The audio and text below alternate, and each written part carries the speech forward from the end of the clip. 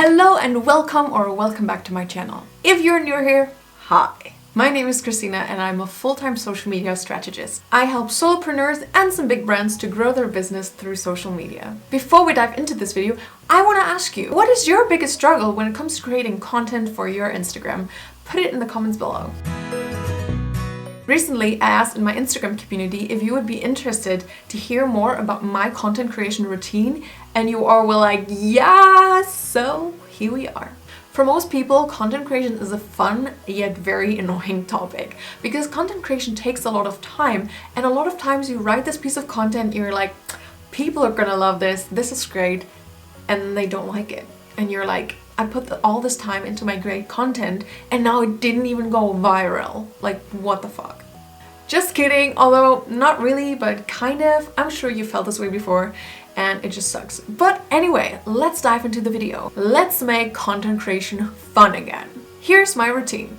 I recently started to implement a content creation day. So every Monday, apart from a few other things, I just dedicate the entire day to creating content for the upcoming week for Instagram. In the past, I sometimes pre-schedule content for longer periods of time, but I just found out that it takes a lot of flexibility for me and I really don't want to give that up. I want to put an idea that I have into action the moment I have it, or at least close after. I don't want to have this great inspiration and then have to wait for like a month to put it out there and see how it performs. I just want to put it out and see what it does. So every Monday is content creation day and I plan a week of content. With my content, like I said before, I'm mainly focusing on Instagram content. Instagram is my main marketing platform, so I spend most of my time there, but I do make sure that I kind of spread my content on other platforms as well. Because, random fact, you would be surprised how much traffic you can get from other social media platforms that you don't even dedicate so much time to. Another thing that you wouldn't expect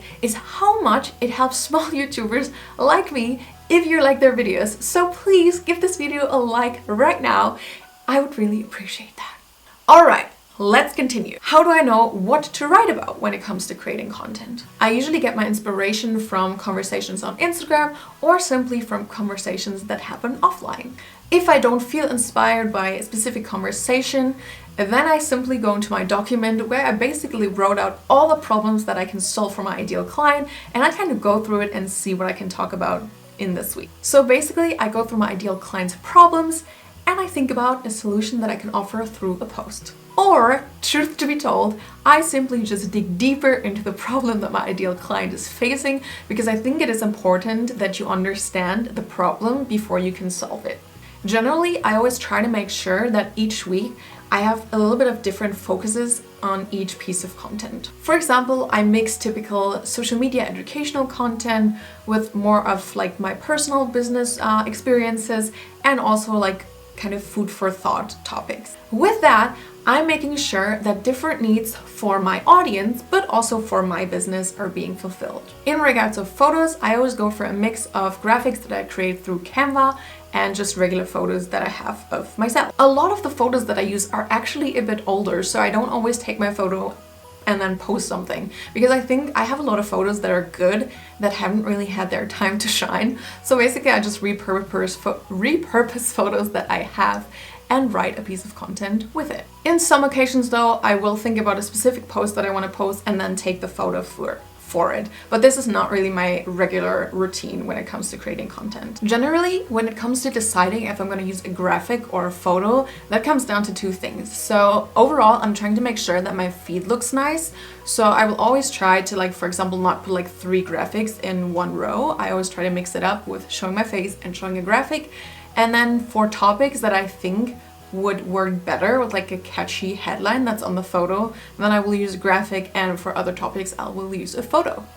I do use a lot of photos that show myself because it does strengthen my personal brand. It is important to me that people know who I am and they're not just looking at beautiful graphics all the time. It is social media after all. In the corporate world, we always speak about B2B and B2C, and honestly, in my opinion, social media is P2P, so people to people. So I always make sure that people know me, Christina, the person behind the business, and not just the tips that I share and all that kind of stuff. Like I said before, I always schedule content ahead for 1 week. with every post, I schedule it through Later right away. So I upload my photo or graphic into Later. It's a program for scheduling.